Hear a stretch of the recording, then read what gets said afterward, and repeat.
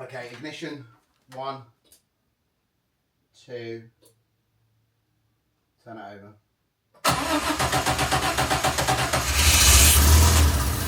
Yes! Swagger down the street with your red lips and funky beat. You better hold your head up to the sky. I'm gonna roll with you till the day I die.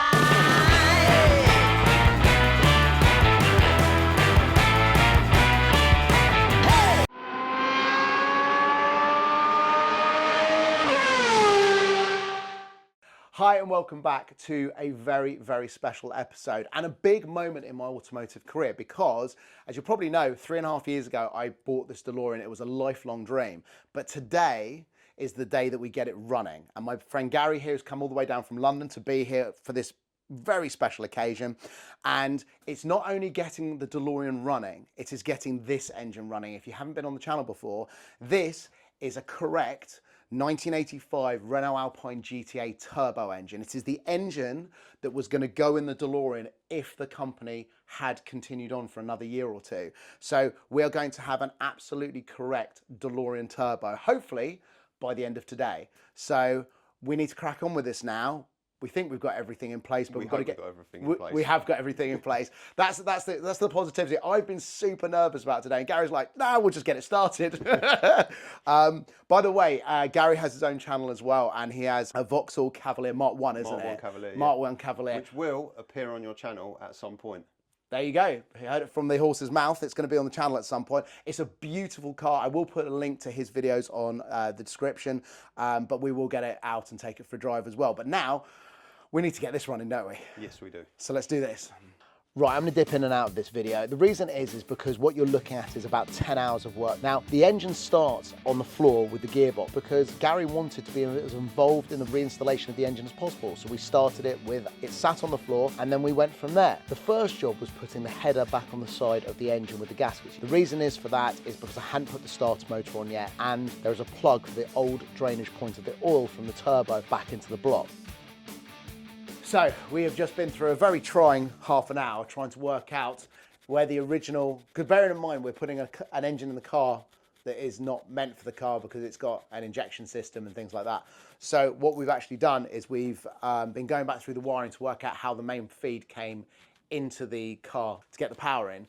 So we now know, because we haven't got the alternator on the car at the moment, we are basically going to have the main feed from the battery to the starter motor and then from the starter motor into the junction box in the back of the car. So we're going to put the battery in now, test it to see if we get lights in the car. So this is our first stage towards getting it started. Power! That is going to be, that might be a door open warning. Yeah. Right. Power on. I seem to remember this was a bit of a pain in the arse. Now this was really infuriating. We were all ready to try and turn on the electrics and, you know, get everything up and going. And the barrel failed on this car. I had the key in earlier on this week and it just would not go back in. And there's like a little ball bearing that you can kind of feel that's spring loaded when you push the key in. It just seized and it wouldn't go anywhere, and try as I might without actually beating it with a screwdriver, I couldn't get it to work and we didn't have infinite time. So I decided to just go, you know what, we'll just find a different way around this. So we're now gonna have to hotwire the DeLorean to get the bloody thing started. Oh, actually, what is handy, give me the camera. I don't know if you can see this, but the terminals are right there. So that makes life easier. Okay, cool. Right, well, there's power to the radio. Whoa! 1981 music. Okay, so that would be my kids mucking around with the stereo. Okay, but we'll leave it on so we can see there's power easily. Okay, so power to the dash, and that is it trying to start. Okay, so obviously we're not connected to the starter motor.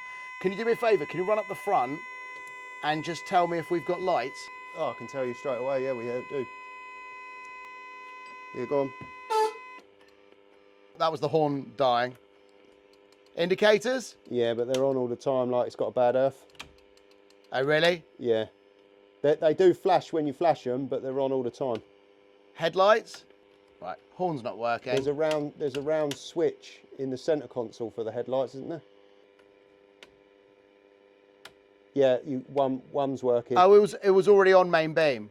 Yeah, you've got one bulb out by the looks of it, or a poor connection.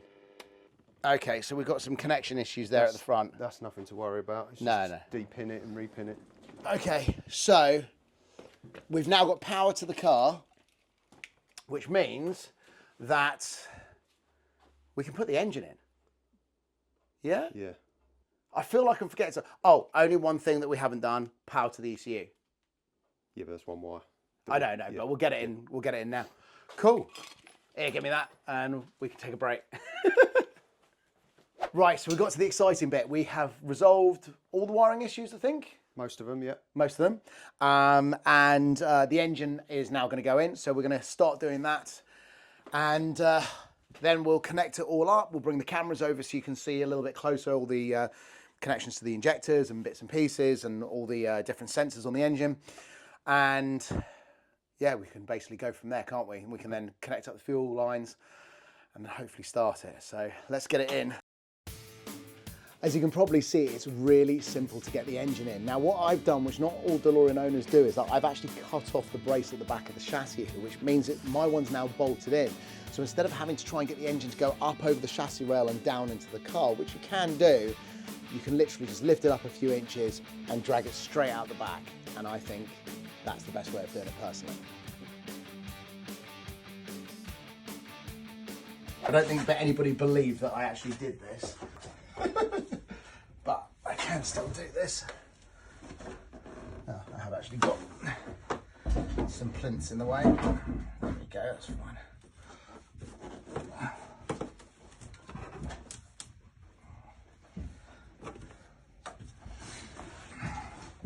Done this a couple of dozen times. Oh.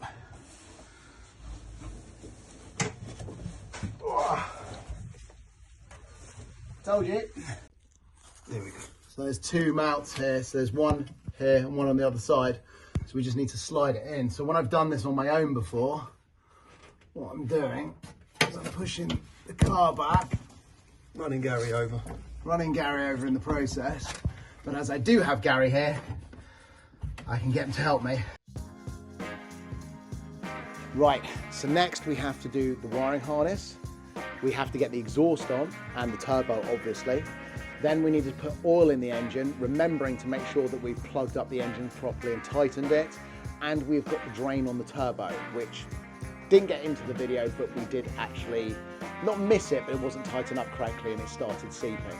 Then it's an external fuel pump, which we've rigged up purely just to get the engine running, and obviously fuel lines and a power feed from the ECU. I'm guessing this is probably not the most fascinating videos. The biggest problem is first of all, this has been a lifetime to get to this point. Secondly, that's just getting the car and having one that runs. Secondly, getting the turbocharged engine in it, getting to this point. It's obviously a big deal for Gary because he's always loved the DeLorean as well. And it's just trying to make sure that everything is done correctly because, as I said, the engine's been here for 2.5, 3 years. And we just want to make sure we get everything right and we don't have any fires and there's no electrical faults and all the rest of it. So please bear with us. But any moment now we should be starting it. This section is where it got really annoying. We had this problem that we just couldn't work out. We had fuel in the fuel rails. We obviously had air getting to the inlet manifold and we tested the spark plugs. Also the injectors were clicking as well. So after several hours of trying to resolve numerous wiring issues, which actually turned out to not be massive wiring issues. There's a plug on there which has a loop cable, which basically connects two of the cables inside. So if you don't have a plug on, it's not looping around and then getting your earth. We had a relay that was faulty anyway. There's nothing we could have done about that, and everything else seems to work. We have now got the pump running up. We've got spark going to it. So we've got the fuel in. Let's see if this runs. Everyone cross your fingers. Where's your fire extinguisher? Fire extinguisher is there. I tell you what, as one of my other buddies has turned up for this moment, he can hold that in the event of having to spray us down. How does this work? Ready, guys? Ready.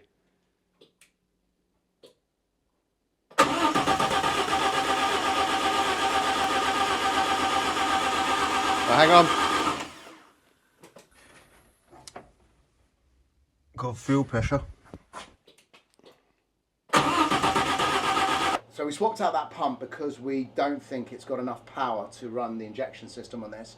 We're getting about 42 psi out of it, but what we found online is that actually the system should be somewhere between 40 and 60. We know it's trying to start, but then as soon as the injector starts opening, the pressure drops off. So we've got this one here, which we just checked, came from a Jaguar, which is about similar size, maybe even a bigger engine. So we're hoping this will do the trick. That sounded promising.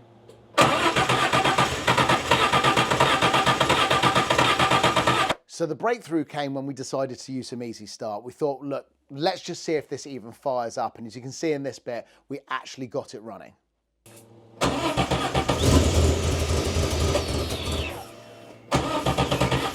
Hold it open.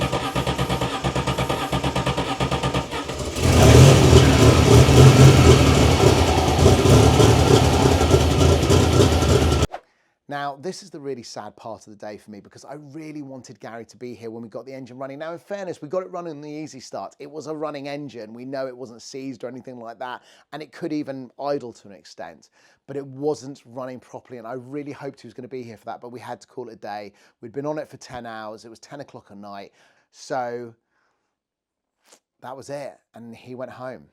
But the next couple of days I spent speaking to some friends to get some feedback on what we thought the problem may be. And it turns out somebody had the idea. Okay, ignition, 1, 2, turn it over.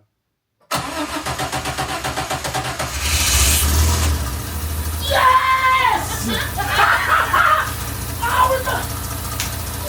We have a turbocharged DeLorean.